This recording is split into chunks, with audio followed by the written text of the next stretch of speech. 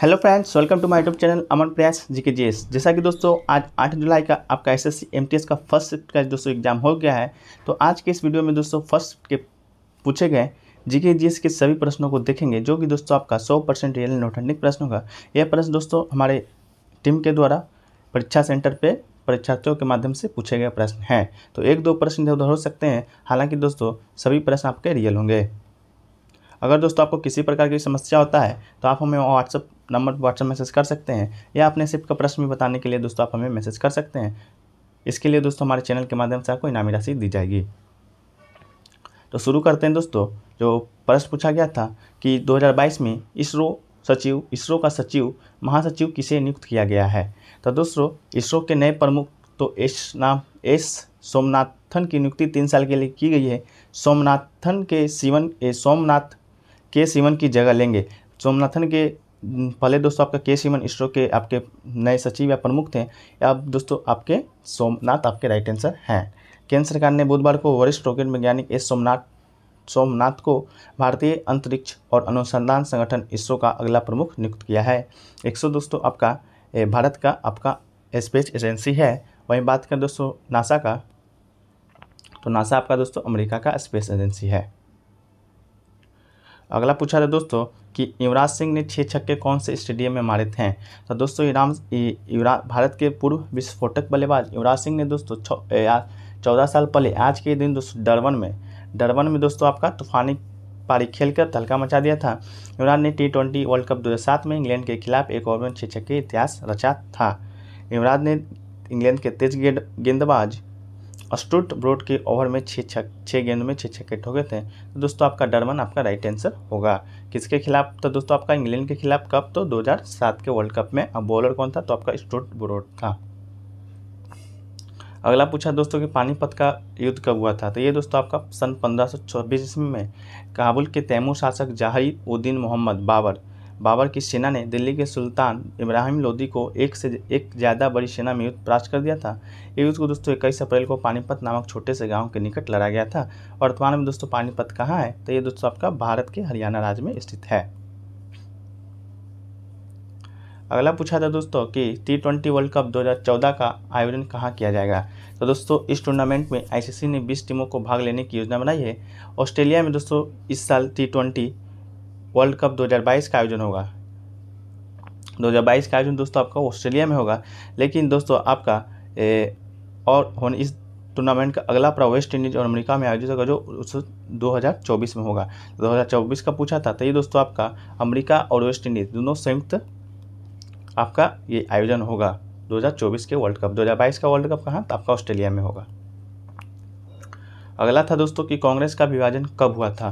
तो दोस्तों कांग्रेस का विभाजन पूछा था, या नरम दल या गरम दल का विभाजन कब हुआ था।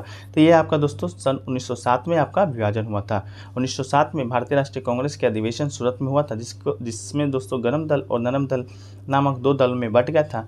इसको सूरत विभाजन भी कहते हैं। 1907 की अध्यक्षता दोस्तों आपका रास बिहारी बोस ने की थी।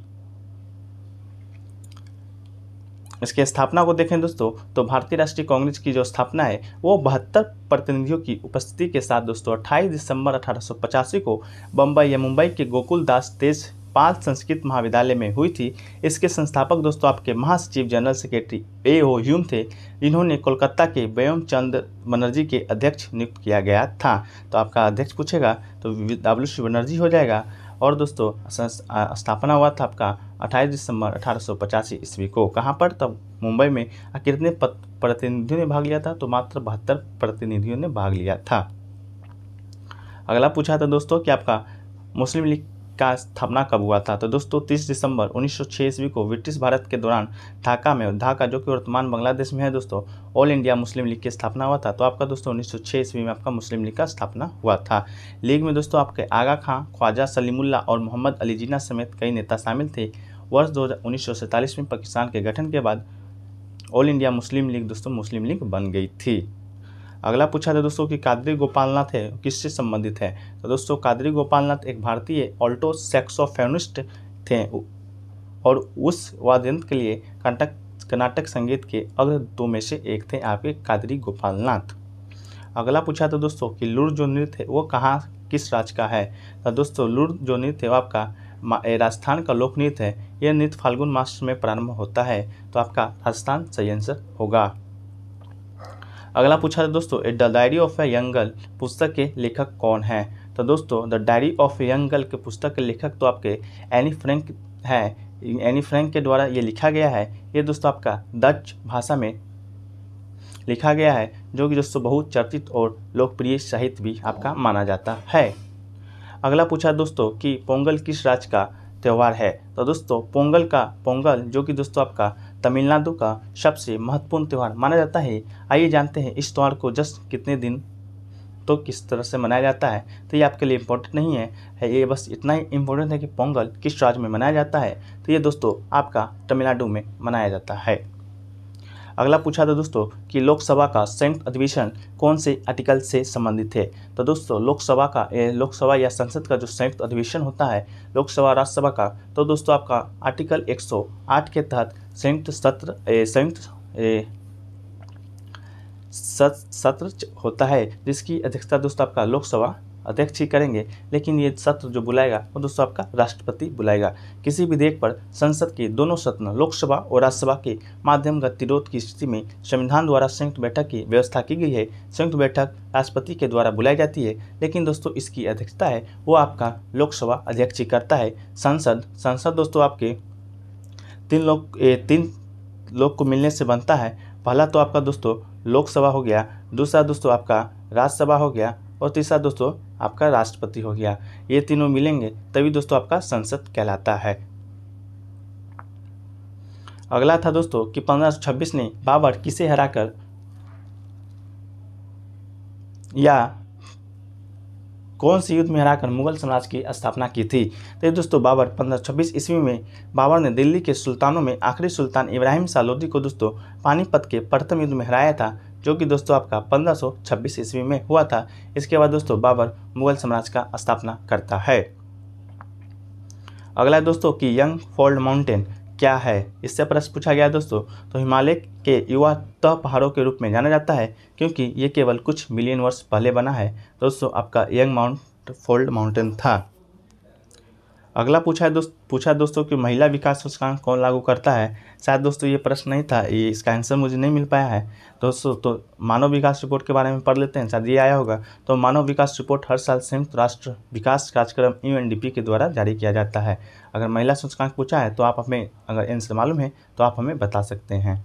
अगला पूछा दोस्तों कि इनमें से कौन सा मठ है जो कि सिक्किम है या मठ का नाम दिया गया था दोस्तों, जो कि पूछा था ये मठ कहाँ है? तो दोस्तों सिक्किम के कुछ महत्वपूर्ण मठ को देख लेते हैं। तो रुमटेक मठ जो कि दोस्तों सिक्किम के राजधानी गंगटोक के निकट स्थित है, इसे धर्मचक्र केंद्र के रूप में भी जाना जाता है। राजधानी गंगटोक के पास बना रुमटेक मठ सिक्किम का सबसे बड़ा मठ है, जहां पर भारी संख्या में बौद्ध भिक्षु रहते हैं। बात करें दोस्तों कि डबरी मठ का, तो ये दोस्तों आपका सिक्किम में सबसे पुराना मठ है। एन चेसी मठ जो कि दोस्तों गंगटोक से पैदल दूरी पर है। दूसरा है कार्टोक मठ जो कि एम ऑल का सबसे सुमरन है।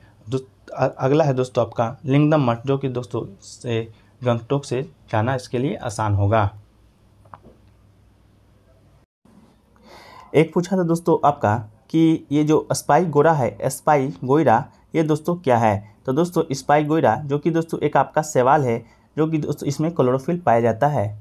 तो स्पाई गोइरा दोस्तों आपका एक शैवाल है। एक पूछा दोस्तों कि सबसे यंग पर्वत कौन सा है? तो दोस्तों सबसे यंग पर्वत है दोस्तों आपका अरावली जो पर्वत है दोस्तों आपका सबसे यंग पर्वत है, जो कि दोस्तों आपका राजस्थान में स्थित है। तो दोस्तों कैसा लगा आज का ये वीडियो कमेंट सेक्शन में बताइएगा। अगर अच्छा लगा हो तो वीडियो को लाइक ज़रूर कीजिएगा तथा दोस्तों में शेयर कीजिएगा। अगर आप इस चैनल पर नए हैं तो चैनल को सब्सक्राइब जरूर कर लीजिएगा। तो मिलते हैं नेक्स्ट वीडियो में, जब तक के लिए दोस्तों जय हिंद, धन्यवाद।